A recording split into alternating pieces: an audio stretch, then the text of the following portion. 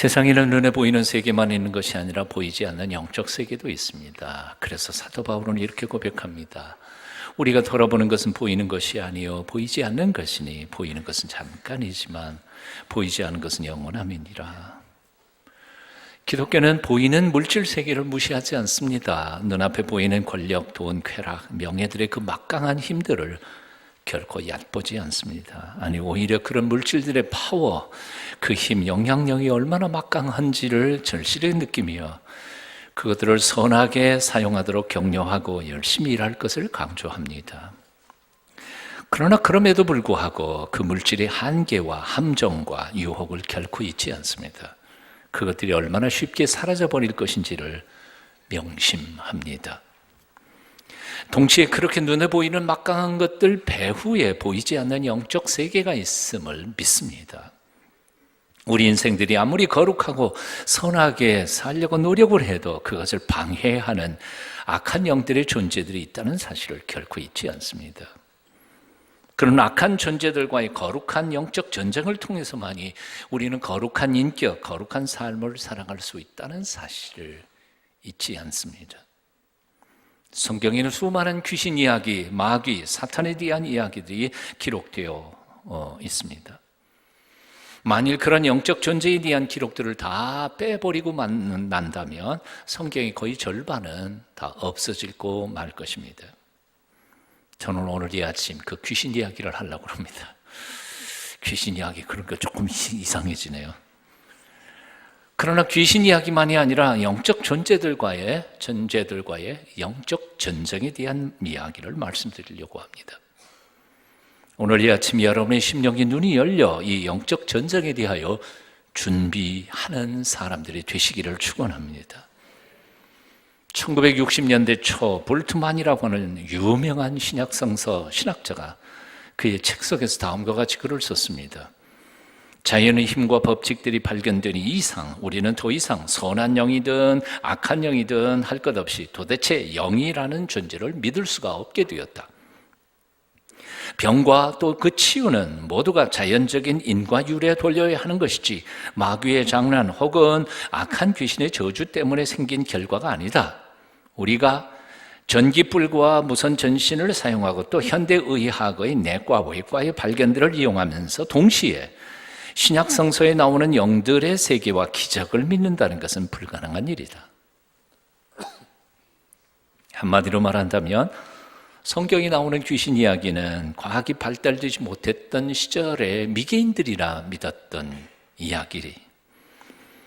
즉 다시 말하면 오늘날 현대인들에게 있어서 성경의 그런 이야기는 신화적 해석으로만 풀어야 할 이야기. 마치 그리스 로마 신화에 나오는 신화와 똑같은 이야기들이라고 설명한 것입니다.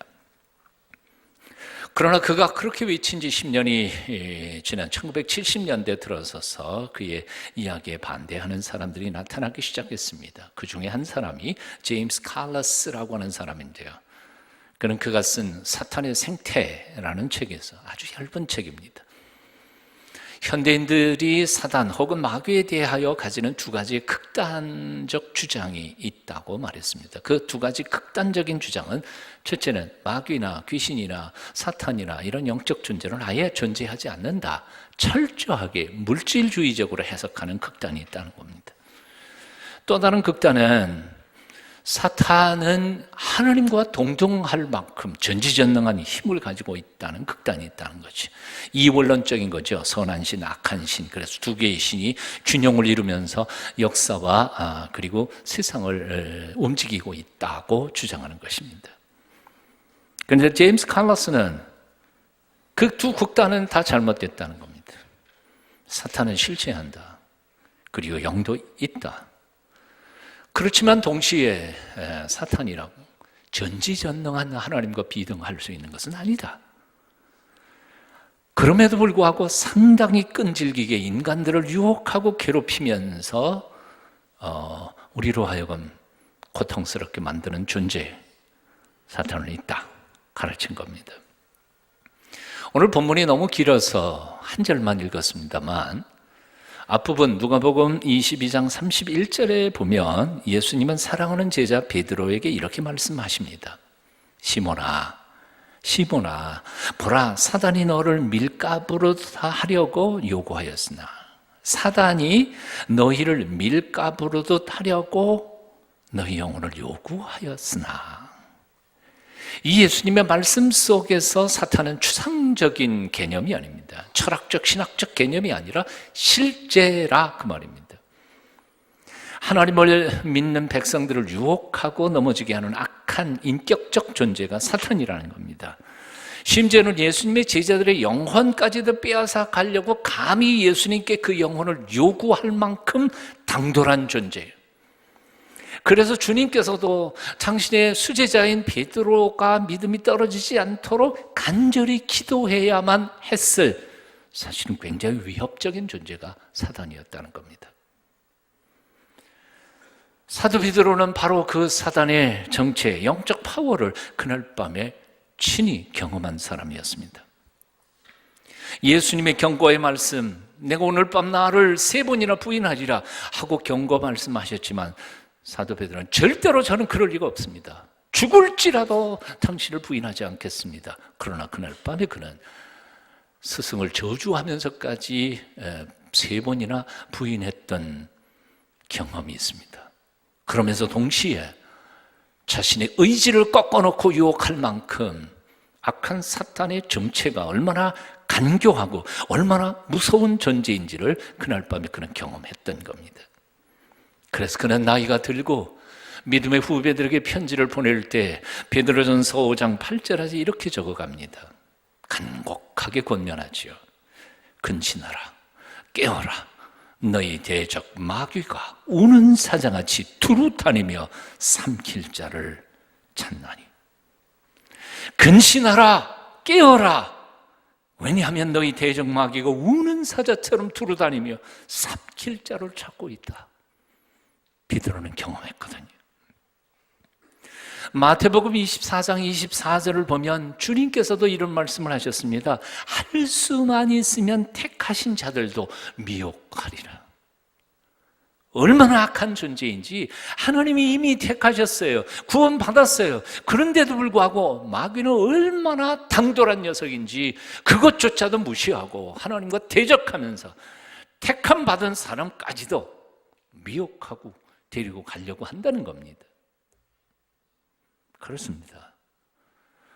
사탄은 감히 하나님의 아들이신 예수님조차도 40일 금식 기도하신 후에 시험하려고 다들었습니다.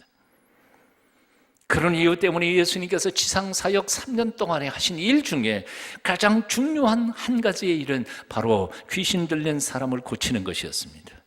그리고 제자들을 세상으로 보내시면서도 귀신을 쫓아내는 권세를 주셨다고 복음서는 기록하고 있습니다.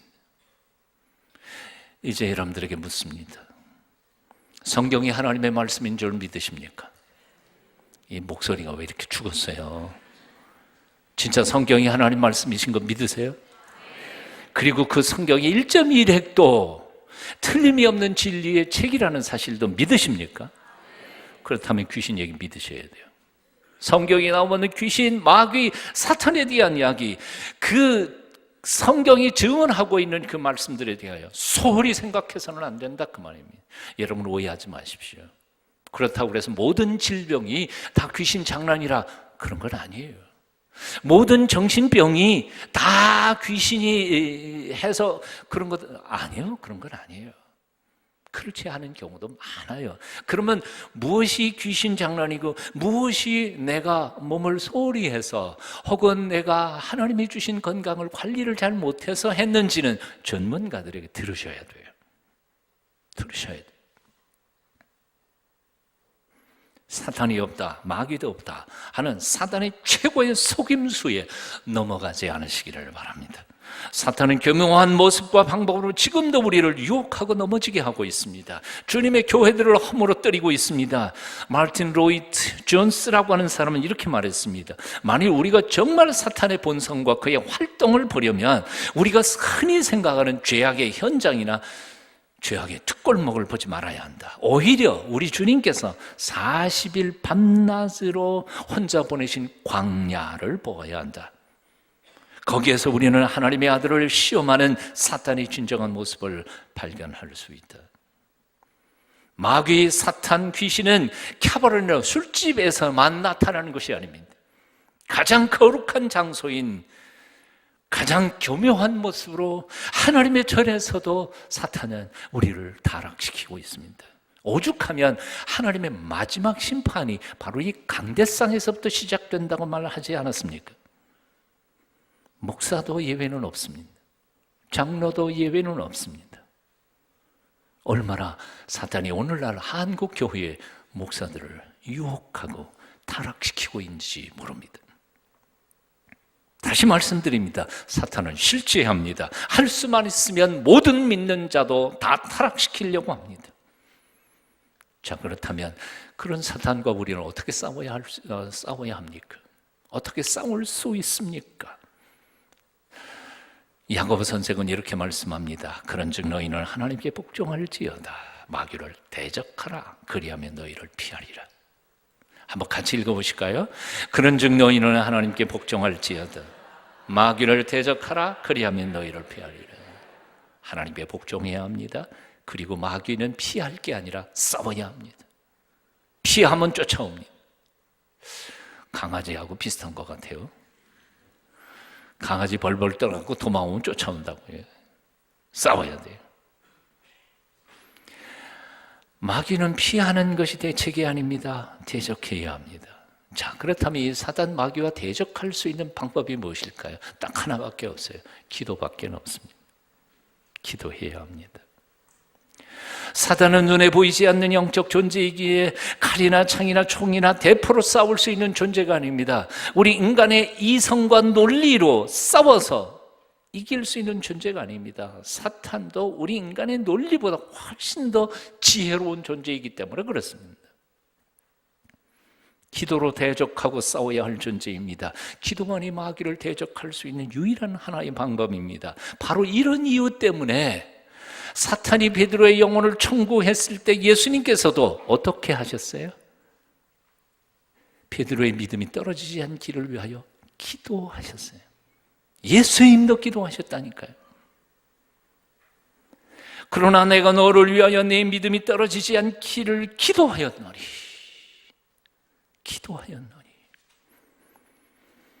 우리도 기도해야 합니다. 사랑하는 형제와 자매들의 믿음이 떨어지지 않기를 위해 기도해야 합니다. 사랑하는 자식들의 믿음이 떨어지지 않기 위하여 우리도 중보 기도해야 합니다. 중보 기도가 정말 중요합니다. 중보 기도 사역자들이 너무너무 소중한 사람들입니다. 그들이 있기에 오늘 주님의 교회가 살고요, 주님의 백성들이 보호를 받습니다. 시시한 게 아니에요. 말만 하는 게 아니에요. 그들을 통하여 하나님께서 그들의 중보 기도를 통하여 우리를 지켜보호하고 계시는 것입니다. 믿으세요? 여러분의 자녀들을 위해서 기도하십시오. 여러분의 사랑하는 배우자를 위하여 엎드려 기도하십시오. 믿음이 떨어지지 않기를 위하여 내가 기도하였노라. 예수님께서 제자 베드로에게도 말씀하지 않으셨나요? 주님이 그렇게 기도하셔야만 했다면 우리는 당연히 기도해야죠. 누가복음 22장 39절은 말씀합니다. 예수께서 나아가서 습관을 따라 감람산에 가시매 제자들도 쫓았더니, 오늘 본문에 보니까 습관을 따라 그랬습니다. 예수님께는 기도하는 습관이 있으셨습니다. 습관이라는 게 뭐예요? 몸에 밴 거예요. 가끔 생각날 때 적당히 하는 게 기도가 아니라는 거예요. 주님은 만사제 쳐놓고 새벽을 깨우며 밤을 새워 기도하셨습니다. 감람산 겟세마네 골짜기는 예수님께서 늘 기도하시던 기도의 거룩한 장소였습니다. 게다가 누가복음 22장 41절을 보면 예수님께서는 기도하실 때 무릎을 꿇고 기도하셨습니다. 요즘 우리가 기도하는 모습들을 보면 얼마나 기도의 자세가 건방진지 몰라요. 이거 저한테 설교하고 있는 거예요. 저는 우리 집사람은 잠자리에 들면 꼭 무릎 꿇고 기도하는데 저는 주님 피곤합니다, 이제 자겠습니다, 누워갖고 기도할 때 참 얼마나 건방진지 하나님이 사랑이신 걸 제가 알기 때문에 그렇게 하는데 이제 고쳐야 될 것 같습니다. 42절을 보면 당신의 뜻을 아버지의 뜻 앞에 복종시키면서 기도하셨습니다. 그런데 곰곰이 생각해보면 우리의 기도는 얼마나 나의 욕심과 나의 꿈을 하나님 앞에 강요하면서 하나님을 설득시키려고 하고 있는지 몰라요. 기도의 순수성을 회복해야 돼요. 44절에 보면 예수님은 힘쓰고 애써 간절히 기도하셨기에 땀방울이 핏방울이 되기까지 몸에서 진액이 빠져나가는 기도를 하셨다고 기록하고 있습니다. 그래서 43절에 보면 예수님의 기도하는 게 얼마나 힘드셨던지 하늘아버지께서 천사들을 보내 그를 돕게 하셨다고 기록하고 있습니다. 하영조 목사님은 언젠가 이렇게 말씀하셨습니다. 우리가 기도하지 않는 것이 문제가 아니라 기도를 적당히 하는 것이 문제다. 이 뜻이 통하셨습니까? 한번 따라해 보실래요? 우리가 기도하지 않는 것이 문제가 아니라 기도를 적당히 하는 것이 문제다. 우리는 참 기도를 적당히 때웁니다. 예수님의 기도, 영적 전쟁을 앞두고 악한 죄악의 장본인인 사탄과의 최후 결전을 앞둔 예수님의 그 기도는 생명을 건 기도였습니다. 그 어떤 노동보다도 더 힘든 진액을 말리는 기도였습니다. 이렇게 기도하시던 주님은 제자들에게 말씀하셨습니다. 누가복음 22장 40절, 시험에 들지 않게 기도하라. 기도하지 않으면 시험에 든다. 기도하지 않으면 시험에 든다. 오늘 본문인 46절에서 주님은 이렇게 밝히 말씀하십니다. 어찌하여 자느냐? 시험에 들지 않게 일어나 기도하라. 나는 내일 아침부터 여러분의 꿈속에서 이 목소리가 들렸으면 좋겠습니다. 성령께서 여러분의 꿈을 어지럽게 만드시고 어쩔 수 없어서 내일 아침 새벽에 나오게 들들 볶아주셨으면 좋겠습니다. 어찌하여 자느냐? 시험에 들지 않게 일어나 기도하라. 사단의 유혹을 이기기 위해 우리는 기도해야 합니다. 마귀의 시험과 유혹과 그 악한 화전을 멸하기 위하여 우리는 목숨 걸고 기도해야 합니다. 사단과 마귀를 이기는 비결은 딱 하나밖에, 기도밖에는 없다는 사실을 잊지 마십시오. 아직까지 기도하지 않았던 사람들은 이제 기도를 시작하십시오. 기도하다가 요즘 기도를 쉬고 있던 사람들은 다시 기도를 시작하십시오. 기도의 줄을 놓치는 순간 우리는 마귀와 사단의 놀이기가 되고 말 것입니다. 어떻게 기도해야 할까요? 첫째, 깨어 일어나 기도해야 합니다. 아무리 힘이 센 장사라 할지라도 잠이 들면 맥을 쓸 수가 없습니다.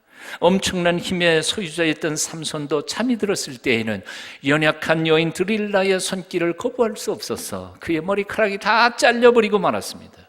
아무리 경건하고 거룩한 사람이랄지라도 영적으로 잠을 드는 순간 사단의 괴기를 이겨낼 수는 없습니다. 그래서 주님께서는 제자들에게 반복해서 말씀하신 겁니다. 깨어있어 기도해라. 시험에 들지 않게 깨어있어라. 일어나 기도하라. 혹시 영적 잠을 주무시고 계시지는 않습니까? 일어나십시오. 깨어 일어나 민족과 나라와 그리고 내 사랑하는 자식들과 나 자신의 영성을 위하여 기도를 회복하십시오. 어떤 분이 적어놓은 글을 보니까 마귀가 우리를 유혹하는 5마디가 있다고 그래요. 5마디의 얘기. 첫째, 괜찮아. 누구나 다 그래. 너만 그런 거 아니야. 참 위로해주는 말 같지만 사실은 이게 함정이 있다는 거예요. 둘째로, 별로 큰 잘못도 아니잖아. 다 그럴 수도 있지 뭐. 셋째로, 천천히 해. 내일 해도 돼. 넷째로, 딱 한 번만 해봐. 다음부터 안 그러면 되지. 다섯 번째로, 좀 너무 심하게 말씀하시는 거 아니야? 대충 했으면 좋겠는데. 요 말 중에 한마디라도 여러분 마음속에서 딱 생각나는 거 있으면 여러분들이 지금 영적으로 잠이 들고 있는 거예요. 깨어 일어나십시오. 옆에 사람 좀 깨워주세요. 깨워주세요. 눈은 뜨고 있지만 자고 있는 사람들 깨워요. 둘째로 어떻게 기도해야 합니까? 힘써 기도해야 합니다. 중세 때 수도사들은 늘 이렇게 고백했습니다. 기도는 노동이고 노동은 기도다. 기도는 그냥 말만 하는 게 기도가 아니에요. 기도는 정말 노동이 될 만큼, 우리 주님께서 말씀하셨던 것처럼 땀방울이 핏방울이 되기까지 진액을 쏟는 노동이어야 그게 진정한 기도라고 말이에요. 기도는 막간을 이용해서 할 수 있는 오락 게임이 아닙니다. 기도는 내 영혼과 내 사랑을 있는 모든 이들의 영혼을 걸어놓고 생명 걸고 싸우는 전쟁입니다. 기도는 내 온 힘과 마음과 정성을 모아서 부르짖는 절규입니다. 예수님의 기도가 땀방울이 핏방울이 되기까지 기도하셨다고 하지 않으셨습니까? 예수님이 그렇게 기도하셔야만 했다면 우리는 얼마나 더 기도해야 할까요? 공사판 현장에서 뜨거운 여름날 일하시는 사람들은 돈 몇 푼 벌기 위해서 그렇게 열심히 일합니다. 우리의 기도, 이 나라의 민족의 앞날과 우리 영혼을 구원하기 위한 우리의 기도는 그보다는 더욱 간절해야 할 줄로 믿습니다. 이것을 어떤 분은 전투적 기도라고 표현했습니다. 전투하는 것처럼 이 전쟁에서 지면 나는 죽고 만다고 생각하는 마음으로 기도해야 한다는 말입니다. 마지막 세 번째로 하나님이 우리의 기도를 도와주실 줄 믿고 끝까지 기도하라는 거예요. 목숨 걸고 기도하라는 겁니다. 예수님이 기도를 돕기 위하여 천사들이 내려와 도왔습니다. 하나님은 지금도 똑같이 우리의 기도를 도와주시는 줄로 믿습니다. 여러분 믿으시죠? 내가 기도할 때 나 혼자 기도하는 거 아닙니다. 처절하게 생각할 필요가 없습니다. 요한계시록을 보면 천사들이 성도들이 기도하는 기도에 그것을 마치 향불을 피우면 그 연기가 막 올라가는 것처럼 성도들이 기도하는 그 기도를 대접에 받아서 하나님 앞에 안내하는, 가지고 가는 천사들이 있음을 요한계시록에서 그려놓고 있습니다. 아니, 천사뿐만 아니라 로마서 8장 26절에 보면 성령께서도 우리의 기도를 도와주신다고 말씀합니다. 이와 같이 성령도 우리 연약함을 도우시나니 우리는 마땅히 기도할 바를 알지 못하나 성령이 말할 수 없는 탄식으로 우리를 위해 친히 간구하시느니라. 한번 같이 읽어보시겠습니다. 뜻을 생각하면서 시작. 이와 같이 성령도 우리 연약함을 도우시나니 우리는 마땅히 기도할 바를 알지 못하나 성령이 말할 수 없는 탄식으로 우리를 위하여 친히 간구하시느니라. 천사를 동원해서 시키는 게 아니고 당신이 친히 기도하신다. 정말로 어떤 때는 기도하고 싶어서 예배당에 나왔습니다. 기도가 안 됩니다. 가슴은 답답하고 아무 말도 할 말이 없습니다. 점점 파고 들어갑니다. 절망만이 내 가슴에 가득 차고 있습니다. 이렇게 봐서 기도도 못하고 그냥 새벽 잠만 잃어버릴 필요가 있겠나? 다시는 안 온다. 아니요. 와서 꾸벅 졸다가 가도 괜찮아요. 그 순간 나의 기도 못하는 것, 뭘 기도해야 될지도 모르는 그 순간에도 성령께서 나를 위하여 친히 말할 수 없는 탄식으로 기도하고 계신다는 사실을 믿으십시오. 와서 졸다가도 괜찮아요. 성령님이 내 마음을 아실 테니까요. 기도는 선택 과목이 아닙니다. 필수 과목입니다. 커피는 먹어도 되고 안 먹어도 되지만 밥은 먹지 않으면 죽습니다. 숨 쉬는 것은 선택사항이 아닙니다. 숨 쉬지 않으면 죽습니다. 어떤 분이 이렇게 말했습니다. 50대가 되면 운동은 선택이 아니고 필수입니다. 운동하지 않으면 죽습니다. 그 공갈 협박 때문에 제가 검도를 했거든요. 기도야말로 선택이 아닙니다. 필수입니다. 기도하지 않으면 시험 듭니다. 기도하지 않으면 환난을 당하고 그리고 망합니다. 기도하지 않으면 나의 영성이 죽을 수밖에 없습니다. 기도하지 않는 사람은 결코 사탄을 이길 수 없고, 기도하지 않는 사람은 자기 속에 우러나오는 육체적인 본능조차도 이길 수가 없습니다. 기도해야만 합니다. 나라와 민족을 위하여 밤을 새워야 하고 내 영혼과 내 사랑하는 사람들의 영혼을 위하여 기도해야 하겠습니다. 더군다나 요즘처럼 민족적 국가적 위기 앞에서 우리는 정말 깨어 일어나 기도해야 할 때입니다. 장로님, 권사님들, 안수 집사님들, 중직자 뭐하러 안수해서 세웠습니까? 기도하라고 세운 거 아닙니까? 기도하지 않고 주님의 교회 일을 어떻게 할 수 있단 말입니까? 기도하지 않는 장로님, 기도하지 않는 안수 집사, 기도하지 않는 권사님들이 어떻게 하나님의 교회 일을 감당할 수 있으리라 생각합니까? 중직자 여러분, 새벽을 깨우셔야 합니다. 아버지, 어머니 여러분, 자식들을 위하여 기도하셔야 합니다. 아니, 이 사순절 기간 동안에는 어린 자식이라도 깨워서라도 기도해야 할 때인 것을 가르치고 기도를 가르치는 가정들이 반드시 살아날 줄로 믿습니다. 오늘은 2017년 사순절 넷째 주일, 앞으로 3주만 지나가면 부활주일입니다. 예수님은 40일이나 금식 기도까지 하셨습니다. 하나님의 아들이신 그분이요. 어떤 교회는 매년마다 이 사순절 40일 특별 새벽 기도를 합니다. 그런데 특별 새벽 기도 3주도 채우지 못한다면 주님 앞에 너무 부끄럽고도 죄송스러운 일 아니겠습니까? 네? 어떻게 생각하십니까? 그러고도 하나님의 은혜를 받기를 원하십니까? 역대하 7장 14절은 말씀합니다. 내 이름으로 일컫는 내 백성이 그들의 악한 길에서 떠나 스스로 낮추고 기도하여 내 얼굴을 찾으면 내가 하늘에서 듣고 그들의 죄를 사하고 그들의 땅을 고칠지라. 그들의 땅을 고칠지라.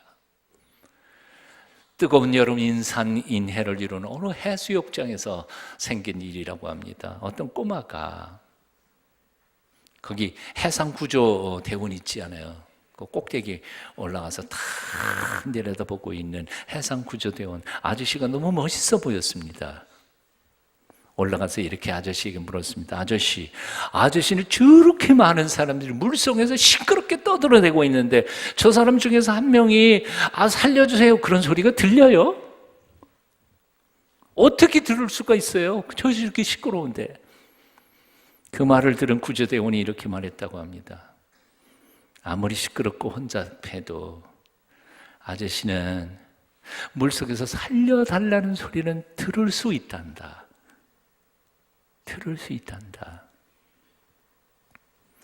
지구상에 수많은 사람들이 하나님 앞에 기도하고 있습니다.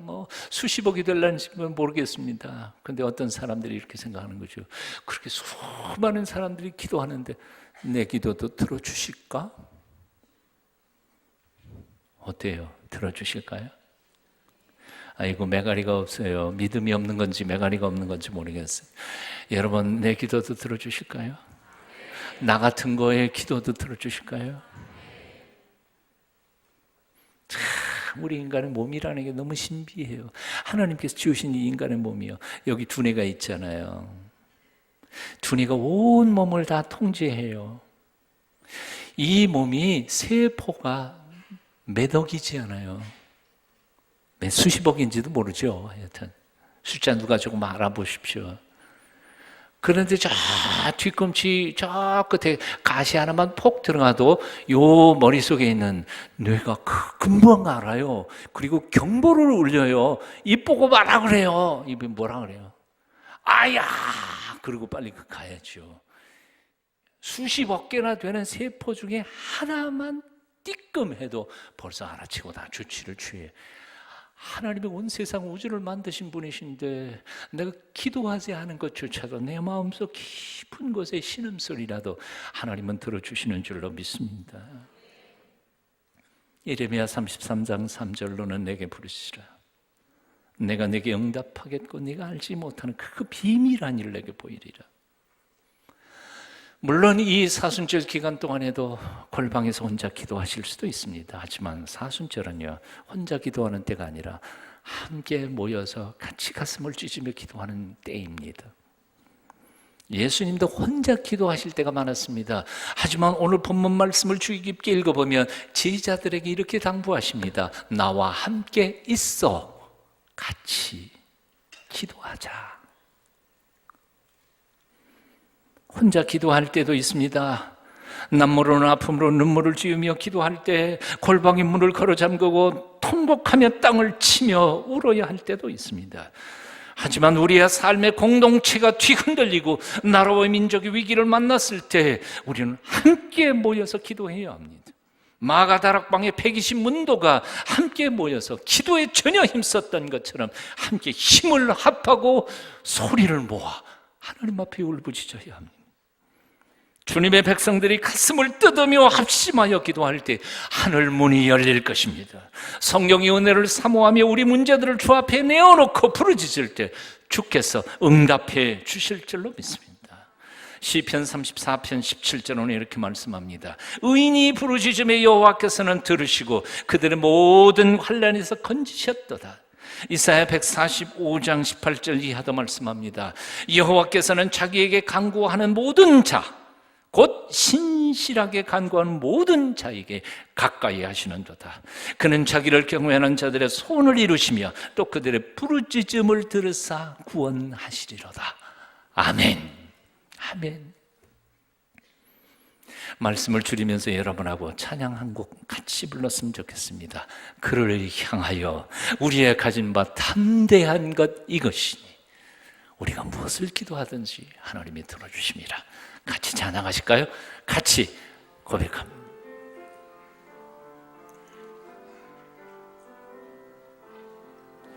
그를 향하여 우리의 가진 바 담대한 것 이것이리 그의 뜻대로 무엇을 하면 들으시미라. 쓰러져 가는 자에게 믿음을 절망이 있는 곳에는 소망을 미움이 있는 곳에는 사랑을 가득 채워주시네. 그를 향하여 우리의 가진 바 담대한 것 이것이니 아멘. 그의 뜻대로 무엇을 구하면 들으시리라. 아멘. 2절은 집에 가셔서 부르시고 2절은 집에 가셔서 부르시고요. 기도하겠습니다. 우리들의 작은 신음소리도 놓치지 않고 들으시는 주 예수님을 찬송합니다. 사순절 남은 3주간만이라도 내 목소리를 높여 부르짖어 기도하기를 원합니다. 지난 허물과 죄를 다 청산해버리고 주님께서 열어주시는 새로운 길로 달려나아갈 용기와 믿음 회복하기를 원합니다. 주님 도와주시옵소서. 예수님의 이름으로 기도합니다. 아멘.